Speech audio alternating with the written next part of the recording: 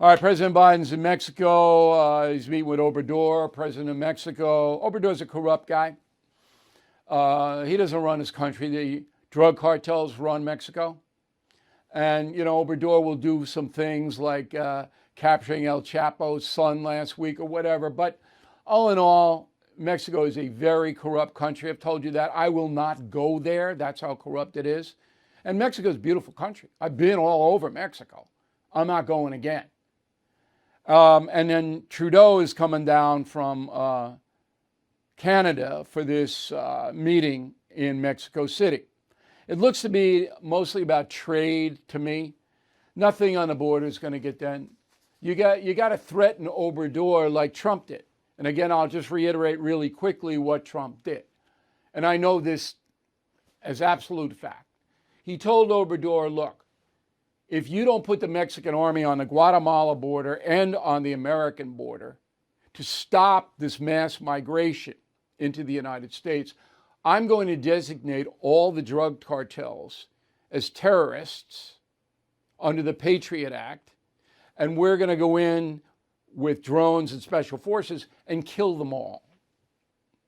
That's what we're going to do. Now, is that a bad thing? No. Should the cartel be designated terrorists? Yes. What they are doing with the drug smuggling is killing hundreds of thousands of Americans. They are terrorists. So this Patriot Act should be used to wipe them off the face of the earth. If Obrador was not corrupt, he would work with the United States to defeat these people, to kill them. They need to be killed. All right? If you capture them, okay, but this is, when you read Killing the Killers, my book, Killing the Killers, you see how Trump decimated ISIS, and they did it by killing the ISIS leadership. And that's what you do with the cartels. I mean, who's opposed to that beside nutty progressives who I guess want open borders and open drug smuggling? Anyway, Biden never do that. Obrador's not afraid of Biden. Biden's got no gambling, no chips in the game. Nothing. He'll just go in and he'll sit there. Now, Trudeau, he's got a lot of fentanyl problems up there in Canada. 21% of the Canadian population is addicted to some kind of substance. That's a lot. Okay? And there are thousands of opioid deaths, mostly fentanyl, 76% fentanyl, in Canada. So Trudeau should be outraged, but he won't because he's a legalizer. That's what Trudeau is. He's a legalizer. He wants to legalize drugs across the board. So they're going to sit there and nothing's going to get done about drugs or the migrant situation with Obrador. Obrador's going to.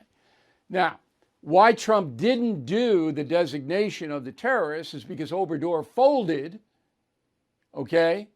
And he said, I'll put the troops, and he did, which is what cut down migration in the last part of the Trump administration. And then Obrador gave Trump a more favorable trade agreement that not many people know about. So Trump walked away from that negotiation a big winner. Biden's going to walk away from his negotiation this week with nothing, I predict. The Biden administration spent $324 million in taxpayer funds last year on medical and dental health services for undocumented migrants. 324. Nearly 112 Americans, 44% of the population, say they are struggling to pay health care bills here. 44% can't pay their own health care bills, insurance and things like that. Yet, Biden spends $324 million on undocumented that he allowed in with the open border stuff. Interesting, right?